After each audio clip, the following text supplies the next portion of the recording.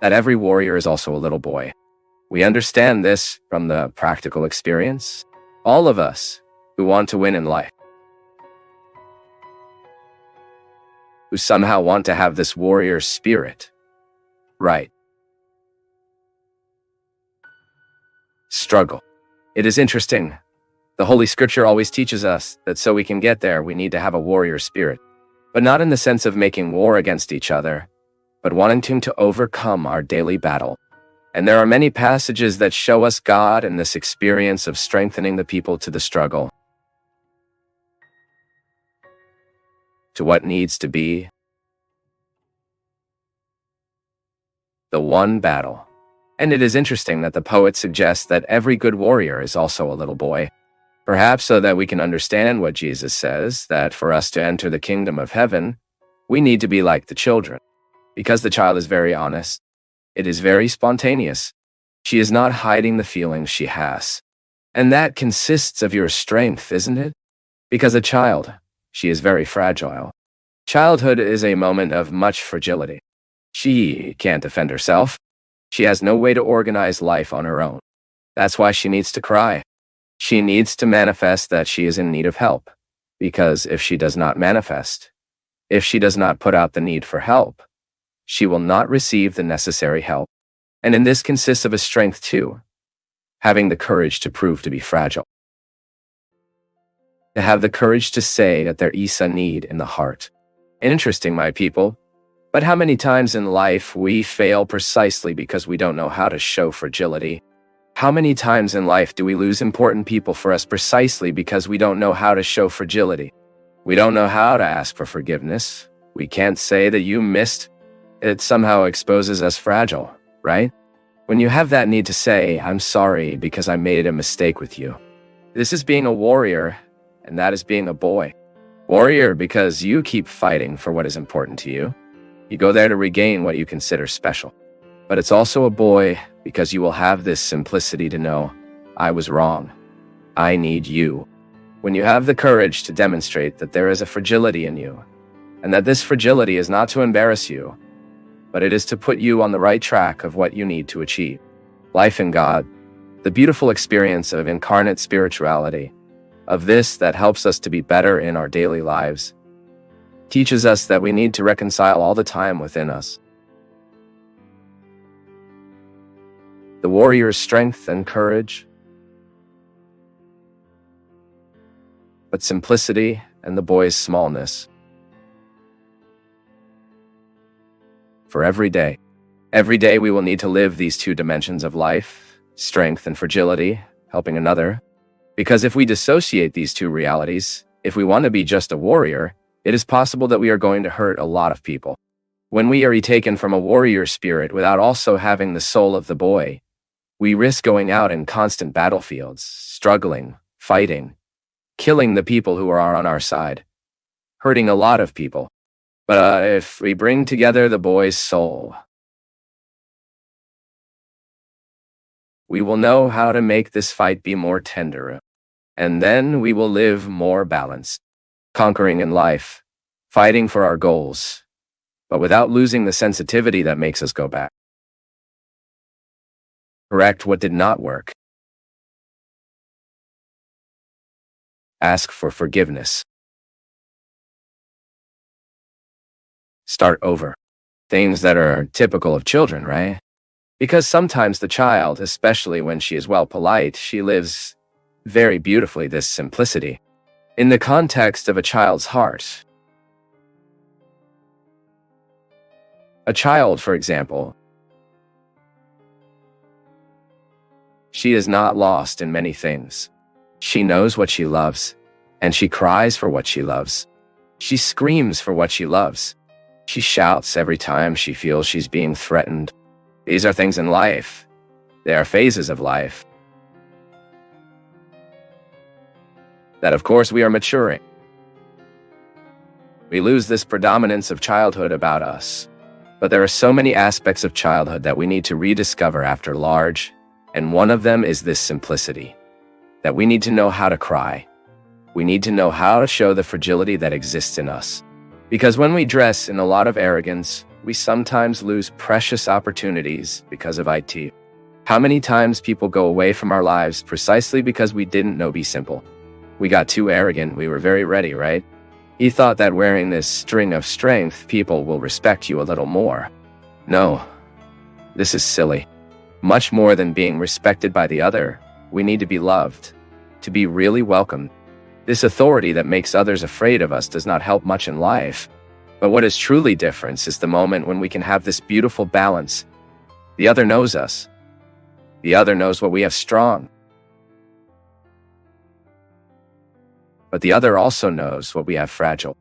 And then we are looking for making this fight, making this search so that we can reach this point, this place that is so interesting, and that is so characteristic of the people who truly knew how to send these two forces, and who truly knew how to build themselves in a right way.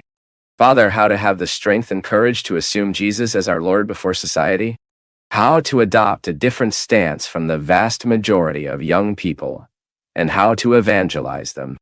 My son, we have to go through the experience of being a witness to Jesus in today's world is what we consider as a very strong word, right? A testimony. What is you to testify?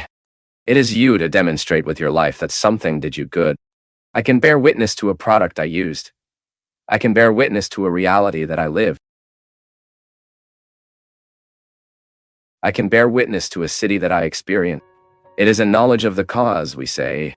Knowledge of cause is what was the deepest. I am aware of the cause. That is, I deepened the subject. Jesus experienced before being an idea in our head, or even better, let's explain it better. At first, it is an idea in the head, yes. After being an idea in the head because you once heard of him, stayed here and an idea came into your head, you have assimilated a form of knowledge, information about a person.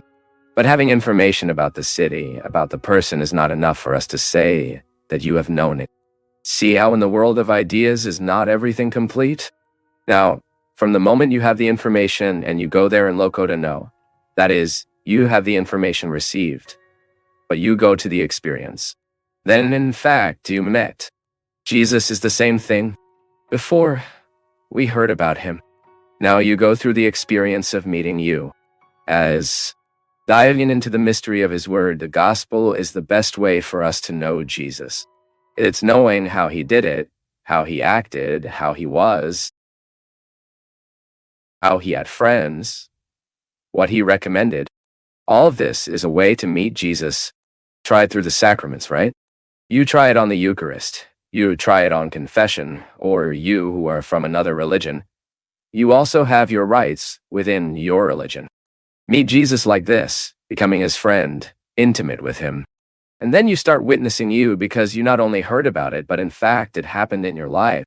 I find it very beautiful, Andre, who in the gospel has that passage where the Samaritan, after having known Jesus and made of him an experience, because that time she spent with Jesus talking there on the edge of the well, was a true experience that she made him. Jesus showed it his mercy and enveloped her in a new possibility of life. This is wonderful. That woman was with her whole life bankrupt. Jesus reopened the life of that woman. It is very rare in life for us to be looked in such a way. Looks that reopen us. Someone who causes something new and good inside us, we never forget. And that's what happened to that woman. After being reopened, after having had her life modified, she ran to tell her friends, the Samaritans. And she started telling like this. Look, I met a man and Papa.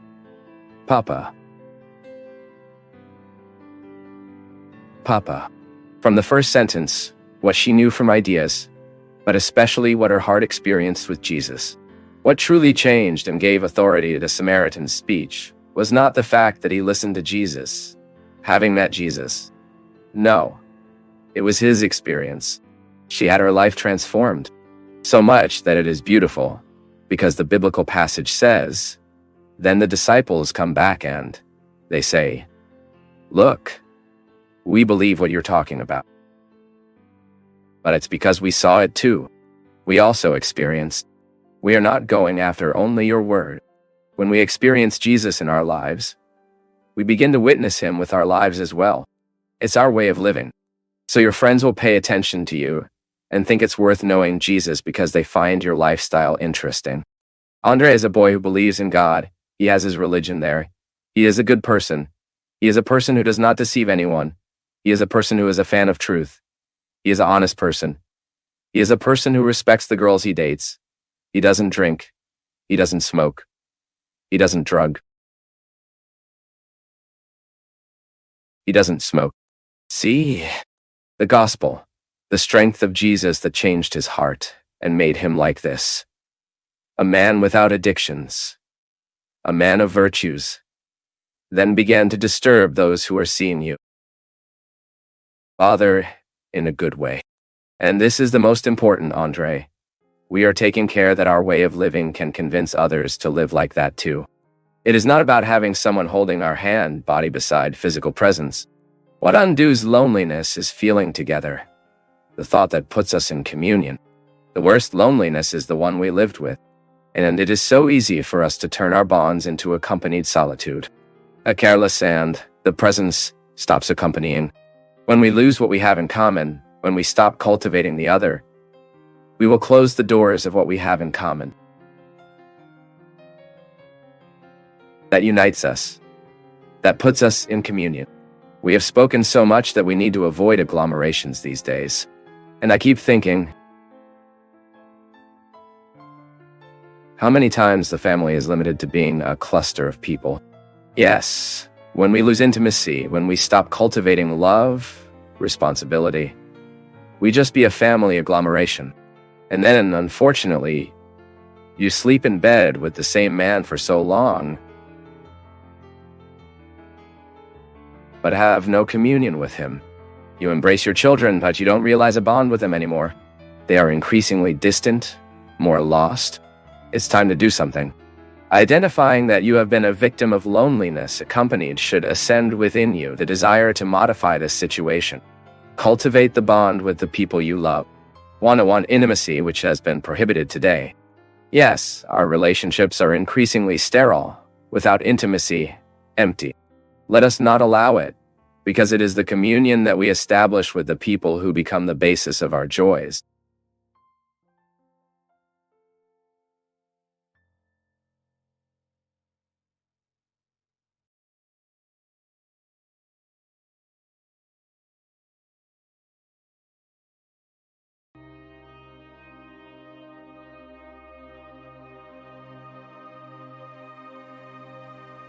Heavy realities don't let us rise. It is not how it works. If the heart is heavy, he is unable to get things from above. Now, if he is throwing away daily the garbage he will store, with the relationships he has, with the realities they weigh, being hurt, difficult for him, he is doing this recycling in everyday life, and he continues fit to things from above. That's how it works. There is no other way, my people. Have you ever stopped to think that many times in your life do you get your human growth because you lack lightness? Sometimes only dealing with the other. It is very difficult for us to relate to a person who is heavy all the time, who has a bag of trouble and makes a point of breaking up these problems all the time on the others. Forget your problems a little. Talk about other things. Be lighter to the other. Throw away your excesses. Allow God to be in your heart. It's so good when you are surprised by the lightness of your heart, you know? With that happiness, as Guy Moran's Rosa said, happiness happens to us. Happiness are hours of carelessness. That's when you are not even realizing, and suddenly that lightness takes over your heart. No reason, and you feel happy. This is the result of spiritual growth. Daniela. That I need to achieve. That we all need. So the Christian life is always a light that makes us honest with us. There are situations that the other can never give me. The other can never give me. There are situations that only I can reach. There are things that I don't have the right to ask each other. I need to offer myself.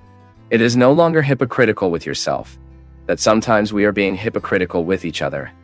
And suddenly we fail to realize that we are being hypocritical with ourselves. And that is the most harmful lie. That's when you lie to yourself.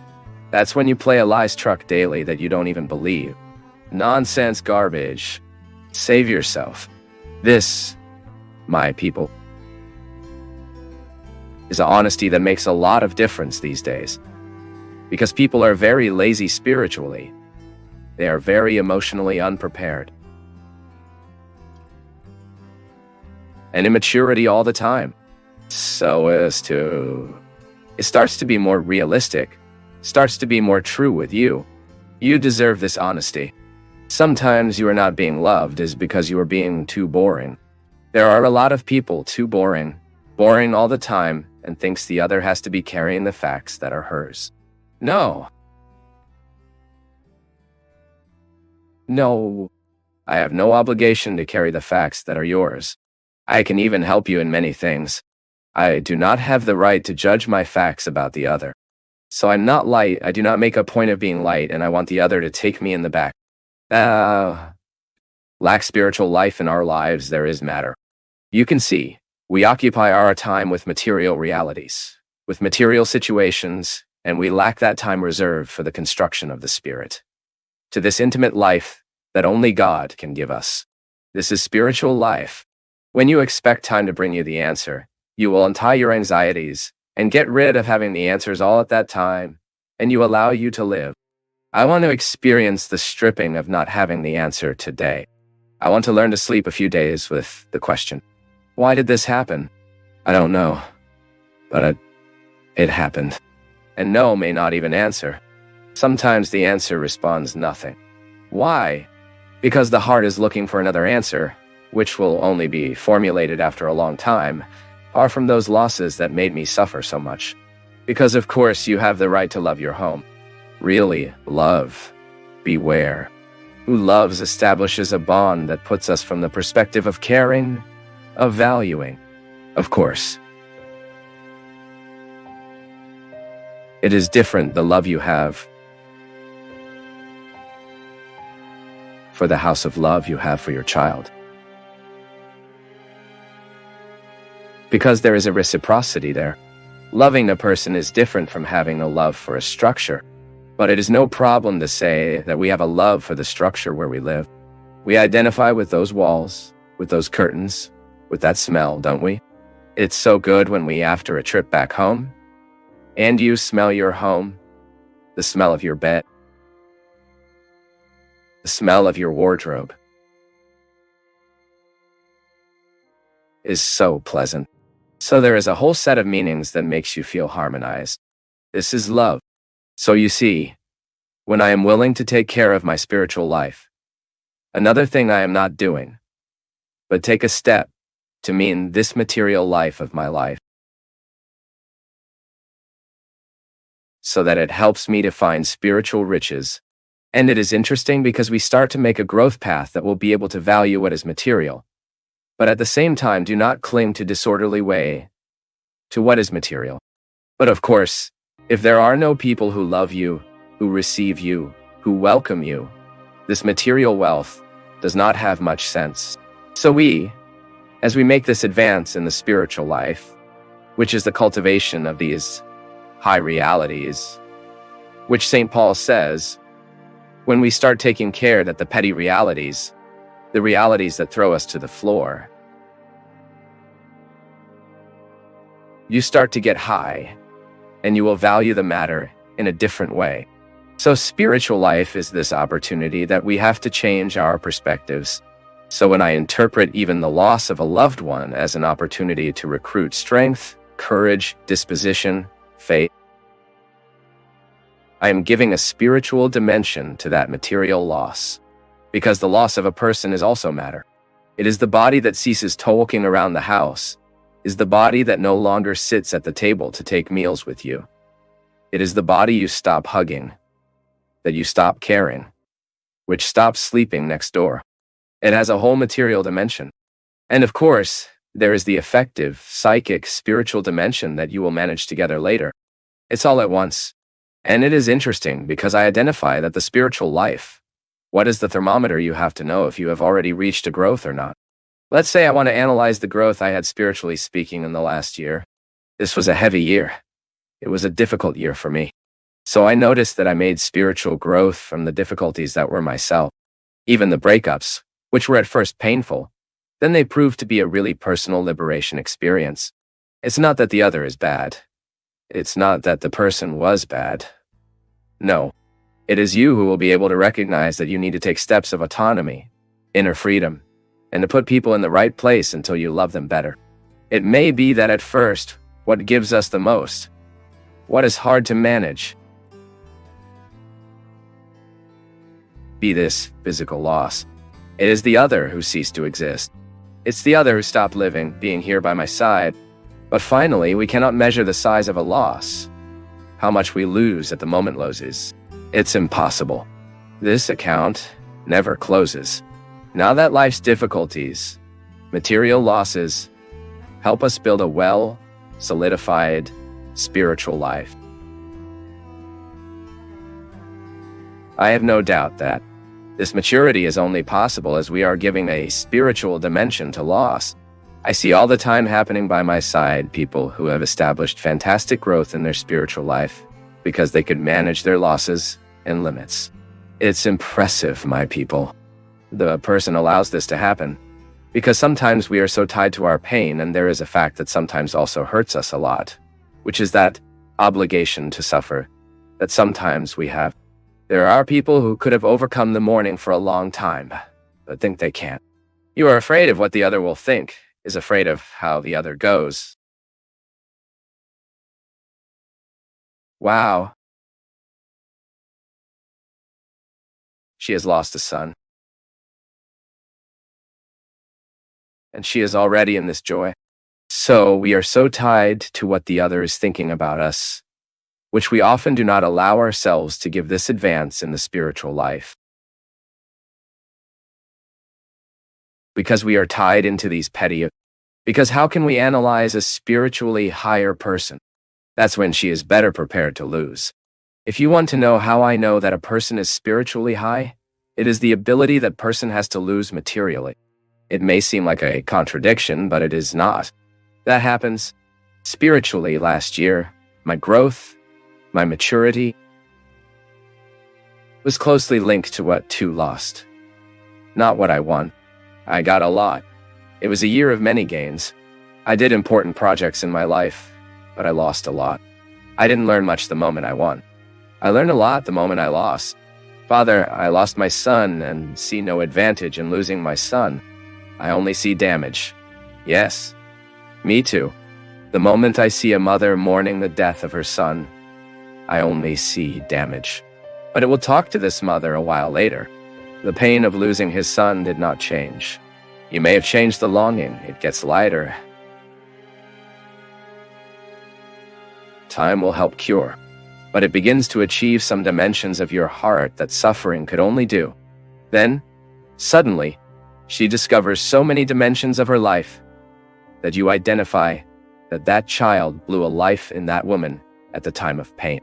How can we advance in a spiritual life? Identifying in what is material life, which can be a mirror for my spiritual life, or what can be an impulse. So we are all the time surrounded by the story. We have no way to escape this matter. You are involved in your work, your friends, your social life context. You are in your college. You are in school. Finally, we all have this context of material life that surrounds us. So, the damage at first, it can be harmful to us, it can cause us a lot of suffering, but after time goes by, you look at him and say, good. I'm glad I lost at that time. Glad at that moment my floor was removed. Why? Because it may be that that floor was attaching me to him. Glad you had to give up what was so hard to give up at that moment.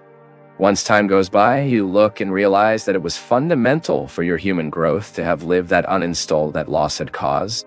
But according to the lifestyle, with the time we go to dedicated to situations, it may be that I spend much of my time taking care of the matter, too involved with material issues, and without much time to cultivate a life spiritual, an effective life, which is all this dimension that is not visible, that I cannot feel, but that makes me stand up. It's the breath that makes me stand up, right? This is interesting. Anima, soul. That's it. It's the breath that makes a reality live. Then you see the power of this religious discourse concrete in your life that convinces us that it is good for us to drop what weighs on us behind. Spiritual life, in whatever religion, if this religion is committed to love for God and respect for the human being, it will not propose anything but to assume these values, thought make us lighter and detached. Do you know why? It is much easier for us to establish a community life, a life in civility in a city, for example, when people are light, when people are more centered, when people are more harmonized. Religion should be a harmonizing process. Should give us daily, by religious practice, the ability to make us lighter. Every time we want to search for the spiritual life, we need to identify situations that are material, which are part of our routine, and often have the power to tie our spiritual life. I'm not saying here that matter opposes the spirit. See, a church, for example, which is material, may well help me to pray. I have that material reality as a starting point for my spiritual life. Only that church. It is not the end point of my spiritual life. What that church will tease in me is here, inside my heart, in my head. It will manage a way of being it. This is all spiritual life, my people. Because the spiritual life, in fact, is the reading you do of everything that material life causes you. So you may well live material losses and do not read it, and then you do not have spiritual growth. Or you may lose materially, read this material loss, and grow spiritually.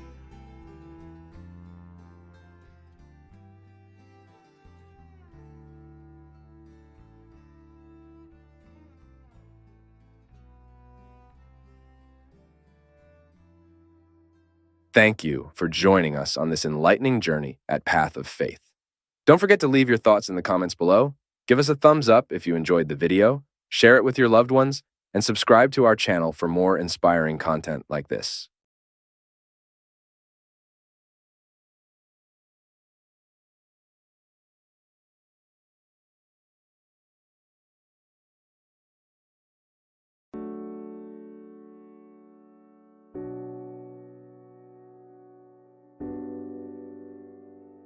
If something is worrying, the first thing,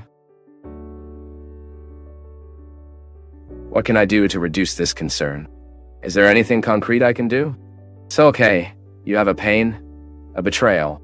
Have you ever been there in the trader to return his trash? Do you have something choking? Anything you need to solve inside your heart? We need to do it. The same thing is the concern. When something worries me and I find out on that concern what I can do to reduce the effect of this concern in my life and do it. So I start to resolve to open the doors for this past to begin to pass. Because otherwise we will reply to the experience that was not worth it. We will hold on to the event that has hurt us, which hurt us. And then we will live a continuous process of injuries and injuries. Because there is memory, grudge, resentment. They only cause new wounds within us. I have never seen someone healed keeping resentment. What is resentment? Resent. It is feeling several times. It's like you take a razor and pass it on the same place on the skin. It will never heal. And the cut is getting worse because you are injuring the skin. Wise, injure. Will be, you will miss the opportunity to live the healing. It's not like this. Have you noticed that when you start to heal, do you do a coconut? It's not like this. Healing causes a feeling of itching, right? Within us is the same thing. You can see there are many effective situations. Sometimes we are starting to recover from it, and you have that feeling. From time to time, To want to resume from what? They are the healing coconuts. Hold it from there. Can keep your hatred under control. Can keep your resentment under control. Can keep your needs under control. And then you begin to live the process of liberating the negative consequences that fact has caused you. Is life. Everyone is hurt. I have no way to create a beads for me. You can't create one for you. So, from time to time, people will hurt us with words. People will hurt us with attitudes. Now you cannot allow the word that hurts and the attitude that hurts will cause injuries to your being and take too long. Stay inside you. Extend more than the time it should be. He reached his being. It was in the deep of his life. It was in the deep of his heart. Already starts to make a way to heal it heal. Because from the moment you have a wound in being, you risk infecting everything. In affection, it works like that, right? From time to time, something comes, hurts our hearts. We lose their willingness to everything. Loses your willingness to studies. Why? That has an impact. It affects us. Now, the time that will last what it affects you needs to be administered by you. After all, it's your being that is at stake, right? And suddenly you start to do everything wrong because the being is hurt. So, there is always a hurt in the being that needs to be cared for. My people, this is an exercise of every day. See? To live the experience of being with Jesus is that we live all the time. Manage within us these healing that we need to live so that we look like Jesus. I want to be like him. But to be like him, I need to heal in my being many things that are wrong. I need from time to time visit my past, to understand the present. Why? Sometimes I'm arrogant. Is it at some point in my life I was too humiliated? And why I was too humiliated? I have difficulty managing the moments when someone disputes me. No one is by chance. The healing of being happens when we pray, when I ask God to heal my heart, to heal my mind. These are expressions that we use all the time. But God often heals our hearts, heals our mind, through our reflection. When you begin to put your disorderly feelings in order, when you begin to resume the harmony that sometimes life and events remove. And that is what I wish you, that in your life today, your story, you are committed to cure the wounds of your being. If you hurt you, don't take it to you. Just take it as a teaching so you don't do with each other. But do not allow this to become bitter. Sadness, to be creative, has to exercise within us the movement of overcoming. So, because I'm sad, because I'm hurt, upset, I observe that moment. I live that moment as the purpose of overcoming. Because if I don't overcome, I risk turning it into bitterness. And bitterness is not good for the heart. Bitter heart cannot perceive life. Bitter heart is focused on the same things. When we focus on the same things, when we don't expand our gaze, we risk unhappy our life experience. I wish from the bottom of my heart that today your being can strengthen. Father Fabio, my financial family, personal, and especially sentimental life. Nothing has worked. I've been trying to walk, but it has been repeated and repeated for over 2 years. And I no longer have the strength. I feel sad, inferior. I cannot avoid. I need a word of light. I need direction. My daughter, I found it interesting because you mentioned some aspects of life, right? Financial, family, personal, and especially sentimental. Have you seen these rooms where we have several switches? Because there are many lights that are there, especially when you have a big environment, you have several foci of lighting. And you are right when you say that especially the sentimental, that in fact when we are living a sentimental blackout, we cannot light the other realities. Why? As much as a human being is rational, as much as he has this search to live a rational process of being a balanced man, a balanced woman, reason often prevailing, the feeling is very strong. The impulse of feeling about human life is very strong. Oh, the range of all our emotions. And if this switch is not working, we have a great difficulty to look at other realities. You can observe. We may have a good job, have a good family situation, we can have a good financial structure, but if our affections are disordered, if we are experiencing a process of betrayal, abandonment, solitude, we end up having a difficulty. Very big to perceive the other realities of our lives. We end also impairing the employment relationship. The other day, we were even talking about this, me with a friend of mine. I was telling him, look, be careful. So, the great risk, when we give that, I say again, it is very likely that our affections, our feelings, want to prevail over everything. And that this sentimental, affective life, especially with regard to the relationship male and woman, when your marriage is not well, your dating is not well, or you are in love, has been rejected. But, so where is wisdom? We need to find out. So let's say that my affective life is not very well. I'm not very balanced. I'm not relating well with people. To that person in a special way, here is what seems to me. Start looking at other realities, and already that there is a blackout in this sentimental life. Begins to allow the light from work shine a little more. Begins to allow the brightness of the family to shine a little more.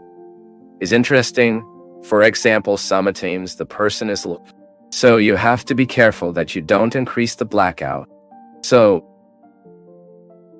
something went wrong in your dating and your sentimental life. It is you to make the balance. Oh, but it's too hard, priest. I know. No one says it would be easy. But if you start to make your effort and take your steps, gradually, the lights of the other rooms will light up the one that looks too dark. It's a matter of choice, my people. If you are living a loving disappointment, and you begin to intensify this disappointment too much, and you just start thinking about it, your work will be harmed in a moment. Your family life will be harmed. And consequently, this is making a series of other things. You will destabilize your life. This is why love life is very decisive in people's lives. This is why we need to be very careful that these disappointments will not cause other disasters. And then it all depends on the investment we make. I particularly get very worried when I find someone who makes their effective, loving relationship the main base. So you're dating, and that boyfriend is the center of the world. And if they go away, what if he dies tomorrow? So of course, it's always hard for you to equalize how much you are investing in that relationship, but also make other investments. The big problem is that sometimes people make a unique investment. She started dating that boy. She forgot about her friends. Start sharing this investment you make a little better. Start donating yourself a little more in other situations. Because if it doesn't work, you have other realities that will support you.